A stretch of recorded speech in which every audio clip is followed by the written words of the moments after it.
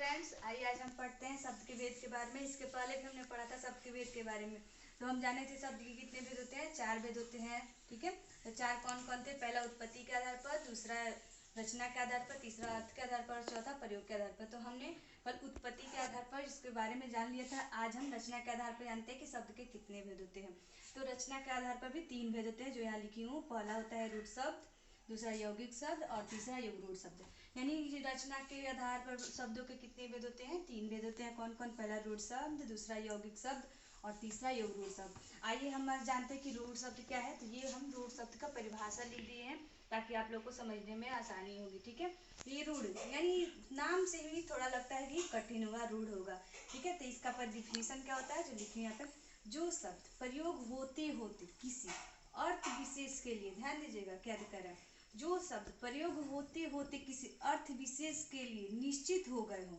ठीक है, अर्थ विशेष के लिए प्रयोग होते होते क्या हो, निश्चित हो गए हो, जिनको अलग करने पर कोई अर्थ नहीं निकलता हो, उसे हम क्या कहते हैं? रूढ़ शब्द कहते हैं। जैसे हवा हो गया, पानी हो गया, जैसे हवा हो गया। ठीक है, तो ये क्या है? ये रूढ़ शब्द है, यानी प्रयोग होते होते आया और क्या होगा? निश्चित हो गया। अब हवा का तो दूसरा नाम रख नहीं सकते हैं, और इसको हम जब 2 भागों में बैठेंगे, ह प्लस अवा, तो इसका कोई अर्थ नहीं निकलेगा। ठीक है, तो इसे हम रूढ़ शब्द कहते हैं। अभी आपको अच्छा से क्लियर नहीं हो पाया होगा कि रूढ़ शब्द क्या होते हैं, लेकिन जब आप यौगिक और युग्मरूढ़ शब्द के डिफिनीशन के बारे में आप जानेंगे तो आपको क्लियर हो जाएगा कि रूढ़ शब्द क्या है। ठीक है, मुझे लगता है कि इतना ही पर क्लियर हो गया होगा। अगर कुछ डाउट है तो आप यौगिक और युग्मरूढ़ शब्द जब जानेंगे तो ये भी क्लियर हो। रूढ़ शब्द के बारे में जान लिए, अब आइए हम जानते हैं यौगिक शब्द किसे कहते हैं। यौगिक शब्द यानी ये 2 शब्दों के मेल से बनता है। यानी जैसे पहले दे दिए योग और गिक, यानी यौगिक। यानी योग का अर्थ होता है क्या? जोड़ना।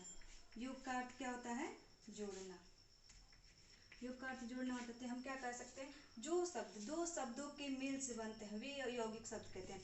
जैसे कोई शब्द है, ठीक है, पाठशाला या हिमालय, तो इसको हम 2 भागों में बांटते हैं, जैसे पाठ और शाला। तो 2 भागों में बांटेंगे तो दोनों का अर्थ निकल गया, तो वो हो गया यौगिक शब्द। और रूढ़ शब्द में क्या था? जो शब्द रूढ़ शब्द थे उनको अलग करने पर कोई अर्थ नहीं निकलता, लेकिन यौगिक शब्द को अलग करने पे भी उनका अर्थ निकल जाता है, तो उन्हें यौगिक शब्द कहते हैं। तो यौगिक शब्द किसे कहते हैं? जो शब्द 2 शब्दों के मेल से बनते हैं वे यौगिक शब्द कहलाते हैं।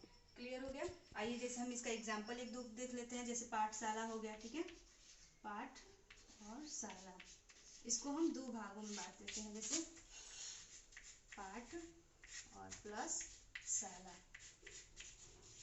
अब क्लियर हो गया? रूढ़ शब्द और यौगिक शब्द, यानी यौगिक शब्द 2 शब्दों के मेल से बनते हैं। ठीक है, और इनको हम आसानी से अलग कर सकते हैं। यौगिक शब्द को हम आसानी से अलग कर सकते हैं, और इनको अलग करने पर भी क्या होता है? अर्थ निकलता है। लेकिन रूढ़ शब्द में क्या होता है? जब रूढ़ शब्द को हम अलग करते हैं तो उनका कोई अर्थ ही नहीं निकलता है। हम देखते हैं युग्मरूढ़ शब्द किसे कहते हैं। हमने रूढ़ शब्द और यौगिक शब्द देख लिए, अब बाकी है क्या? युग्मरूढ़ शब्द। आइए हम जानते हैं युग्मरूढ़ शब्द कहते हैं वे शब्द जो यौगिक होते हुए भी विशेष अर्थ प्रकट करते हैं, उन्हें युग्मरूढ़ शब्द कहा जाता है। जैसे जो शब्द है जो यौगिक में भी है, जैसे मान लीजिए पंकज। पंकज का अर्थ क्या होगा? कमल, यानी उसका 2 अर्थ निकल जाएगा। पंक मीन्स होता है कीचड़, और कीचड़ से उत्पन्न हुआ क्या? कमल। दशानंद, ठीक है, दशानंद भी आएंगे युग्मरूढ़ शब्द में। दशानंद भी हो जाए यौगिक शब्द है। ठीक है, उनको भी हम 2 भागों में बांट सकते हैं और उनका भी अर्थ निकल सकता है। और क्या है? वो यौगिक युग्मरूढ़ शब्द भी है। जैसे वो क्या है? दशानंद। दशानंद का मतलब है, कह सकते हैं 10 मुख वाला, अर्थात रावण। गजानंद यानी गजमुख वाला गणेश।